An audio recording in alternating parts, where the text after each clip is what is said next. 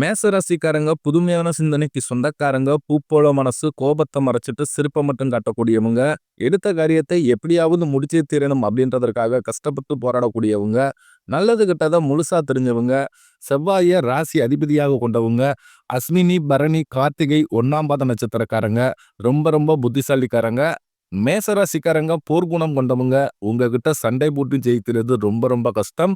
எல்லா இடங்கள்லையும் நேர்மையும் உண்மை மட்டுமே நம்பக்கூடியவங்க, உங்களுக்கு சொந்தமோ பந்தமோ அது தப்புனா அது தப்பு தான், வெட்டு ஒன்று துண்டு ரெண்டுன்னு பேசக்கூடியவங்க, உண்மை நியாயத்திற்கு மட்டுமே என்னைக்குமே கை கொடுப்பீங்க, உண்மைக்கு புறம்பாக எந்த ஒரு விஷயத்தையுமே செய்ய மாட்டீங்க. இதனால தான் மேசராசிக்காரர்களுக்கு நிறைய கஷ்டங்களும் துன்பங்களும் அதிகமாகவே ஏற்பட்டுக்கிட்டு இருக்கு.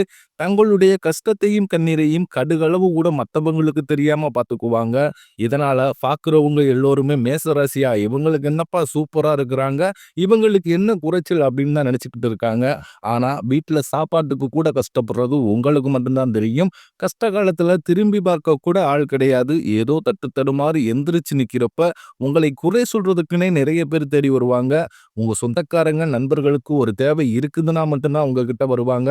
அந்த தேவையை முடிஞ்ச உடனே உங்களை தூக்கி போட்டுருவாங்க. மறுபடியும் அவங்க வந்து உங்ககிட்ட உதவின்னு கேட்பாங்க. அவங்க உங்களுக்கு முன்னாடி பண்ண துரோகத்தை எல்லாமே மறந்துட்டு மீண்டும் அவங்களுக்காக உதவி செஞ்சு ஏமாறக்கூடியவங்க தான் மேசராசிக்காரங்க.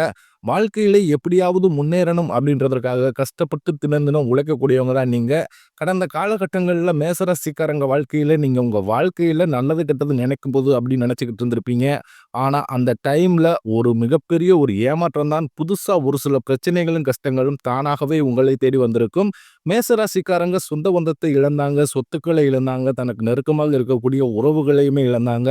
கடைசியா நான் மட்டும்தான் எல்லாத்தையுமே இழந்துட்டு நிக்கிறதா இருக்குது, எனக்கு உயிர் வாழவே பிடிக்கலன்னு சொல்லிக்கிட்டு இருக்காங்க. இதுக்கு மேல என்னால வாழவே முடியல சாமி, தயவு செஞ்சு என்னை வந்து உன் கூடயே கூட்டிக்கிட்டு போயிரு.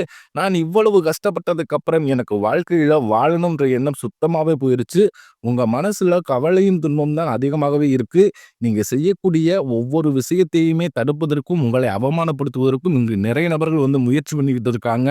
இது எல்லாமே தெரிஞ்சுமே கூட நீங்க என்னமோ பண்ணுங்க, எனக்கு என்ன வந்துச்சு அப்படின்னு தன் வேலையில மட்டும் என்னைக்குமே குறிக்கோளா இருக்கிறவங்க தான் நீங்க. ஏன் எனக்கு மட்டும் இவ்வளவு கஷ்டம் வருது, என்னோட வாழ்க்கையில நான் யாருக்குமே கெடுதலையோ கஷ்டத்தையோ துன்பத்தையோ கொடுத்ததில்ல, எனக்கு மட்டும் ஏன் இந்த மாதிரி எல்லாமே நடந்துகிட்டு இருக்கு அப்படின்னு தான் நிறைய நபர்கள் கேள்வி கேட்குறீங்க.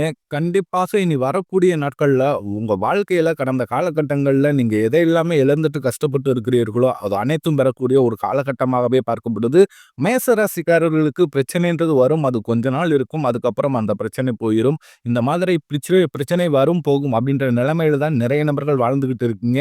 நீங்க என்னதான் பிரச்சனையை தவிர்த்தாலும் ஏதாவது ஒரு சூழ்நிலையில உங்களை நோக்கி பிரச்சனையும் கஷ்டமும் வந்துகிட்டு தான் இருக்கு. ஆனா இனி வரக்கூடிய நாட்கள்ல உங்களுக்கு இன்பத்தையும் மகிழ்ச்சியும் தரக்கூடிய ஒரு காலகட்டமாகவே அமைஞ்சிருக்குது. அதாவது பாத்தீங்கன்னா சனியுடைய வக்ர பயிற்சியானது ஸ்டார்ட் ஆயிடுச்சு. எல்லோருக்குமே இந்த சனி பயிற்சின்றது தெரியும். இது என்ன சாமி புதுசா சனியுடைய வக்ர பயிற்சி அப்படின்னு சொல்றீங்களா, அது எங்களுக்கு சரியா தெரியலையே அப்படின்னு நிறைய நபர்கள் கேட்குறீங்க. அதாவது பாத்தீங்கன்னா உங்களுக்கு மார்ச் இறுதியில பாத்தீங்கன்னா சனி பகவான் சனி பயிற்சி அடைந்து கும்பராசியிலிருந்து மீனராசிக்கு வந்து சஞ்சாரம் பண்றாரு. இதுல இருந்து பாத்தீங்கன்னா உங்களுக்கு 7.5 சனியானது மேசராசிக்கு ஆரம்பிச்சிடுச்சு. இனி வரக்கூடிய ஒரு 5 மாதங்கள் இந்த இடைப்பட்ட காலத்துல பாத்தீங்கன்னா சனி பகவான் வந்து ரிவர்ஸாக செயல்பட போகிறார். அதாவது பாத்தீங்கன்னா இத்தனை நாட்களாக மேசராசிக்காரங்க வாழ்க்கையில மைனஸாக மட்டும் செயல்பட்டு கொண்டிருந்த சனி பகவான் இனி வரக்கூடிய ஒரு 5 மாதங்களுக்கு முழுவதுமாகவே பிளஸ்ஸாக செயல்பட போகிறார். அந்த டைம்ல உங்களுக்கு 7.5 சனியோட தாக்கம்ன்றது முழுவதுமாகவே இருக்காது. நல்ல ஒரு முன்னேற்றத்தை விரைவில் உங்க வாழ்க்கையில நீங்க பார்க்க போறீங்க. அந்த அளவுக்கு பொருளாதார முன்னேற்றமும் வாழ்க்கை முன்னேற்றமும் இந்த சனியுடைய வக்ர பயிற்சி மூலமாக உங்க வாழ்க்கையில் நடக்க போகுது. அது மட்டும் இல்லாம உங்களுக்கு சுக்கிர பயிற்சி மூலமாகவும் பாத்தீங்கன்னா சுக்கிர பகவான் உங்களுக்கு ரிஷப ராசியிலிருந்து மிதுன ராசிக்கு வந்து சஞ்சாரம் பண்றாரு.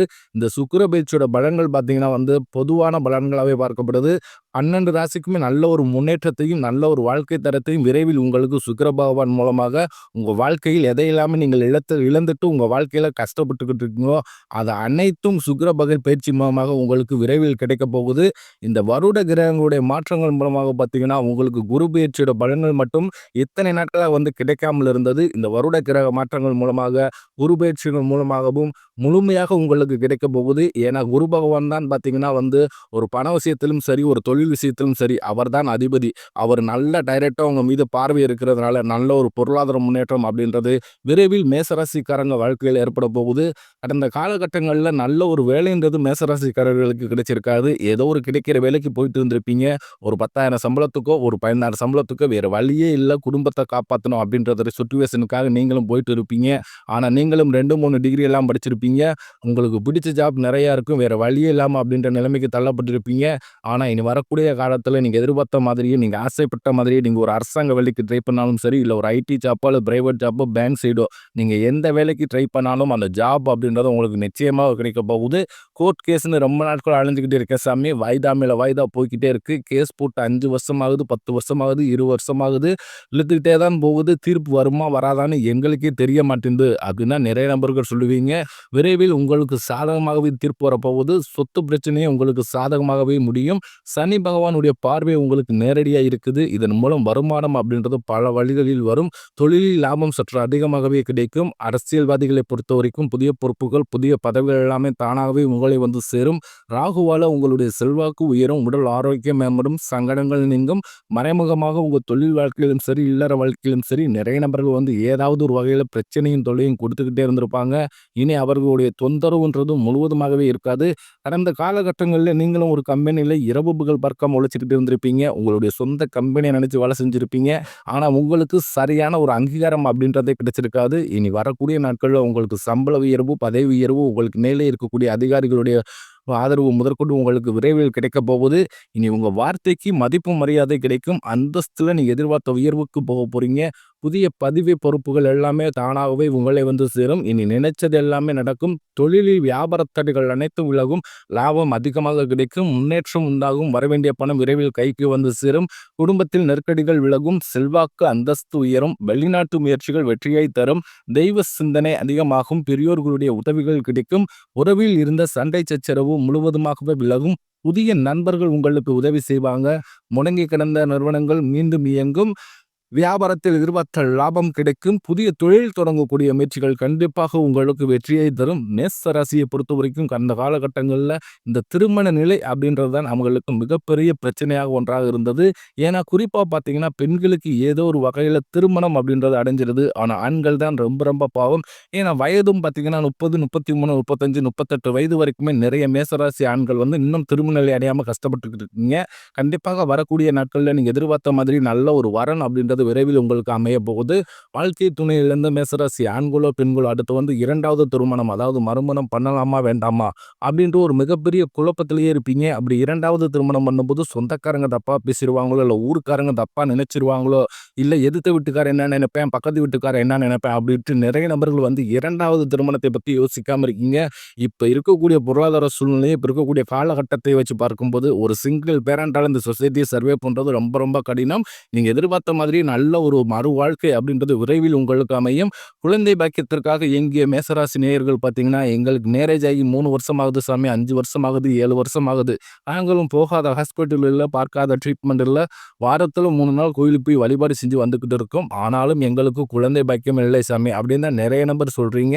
கண்டிப்பாக இந்த வருடக்கிரகங்களுடைய மாற்றங்கள் மூலமாகவும் உங்களுக்கு குரு பெயர்ச்சியோட பலன்கள் முழுமையாக இருக்கிறதுனால உடல் சார்ந்த பிரச்சனைகள் அனைத்தும் உங்களுக்கு முழுவதுமாகவே நிவர்த்தியாக போகுது.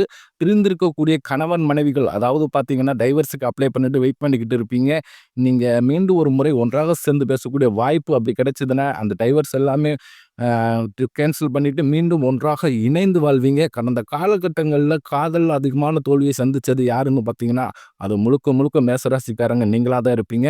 ஏன்னா அந்த காலகட்டங்களில் உங்களுக்கு விரையச்சனி மூலமாக நிறைய பிரச்சனையும் கஷ்டமும் உங்களை தேடி வந்திருக்கும். இதன் மூலமாக ஏதாவது ஒரு ரீசனால் வந்து பார்த்தீங்கன்னா சண்டை சச்சரவு அதிகமாக வந்துட்டு இருந்திருக்கும்.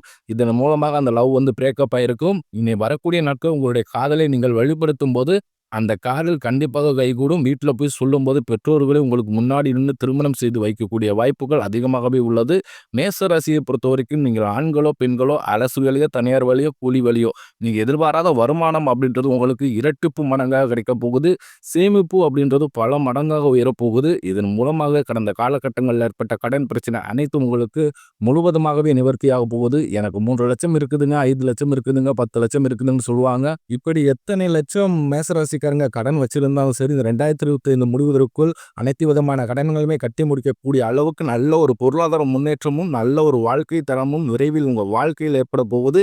இனி வரக்கூடிய நாட்கள்ல உங்களுடைய வளர்ச்சின்றது யாருமே எதிர்பார்க்காத அளவுக்கு ஒரு மிகப்பெரிய ஒரு அசுர வளர்ச்சியாக இருக்க போகுது. உங்களுடைய சொந்தக்காரர்களும், நண்பர்களுமே உங்களுக்கு எதிரிகளாகவும், துரோகிகளாகவும் மாறக்கூடிய வாய்ப்புகள் அதிகமாகவே உள்ளது. தவறான உறவுகள் என்று தெரிய வரும் பட்சத்தில் அது யாராக இருந்தாலும் சரி, அந்த ஒரு உறவை விட்டு நீங்க உடனடியாக விலகிக் கொள்வது ரொம்ப ரொம்ப நல்லது. அது என்னதான் குடும்ப உறவா இருந்தாலும், 10 வருஷமா பழக்கமா இருந்தாலும், 50 வருஷமா பழக்கமா இருந்தாலும், அவர்கள் தவறான நபர்கள் என்று தெரிந்தால் உடனடியாக அவர்களை விட்டு விலகிக் கொள்வது ரொம்ப ரொம்ப நல்லது. இல்ல நான் விலக மாட்டேன் அப்படின்னு இருந்தீங்க அப்படின்னா, பின்னாடி பார்த்தீங்கன்னா நிறைய கஷ்டங்களும், துன்பங்களும் உங்க வாழ்க்கையை கேள்விக்குறியாக கூடிய வாய்ப்புகளும் அதிகமாகவே உள்ளது.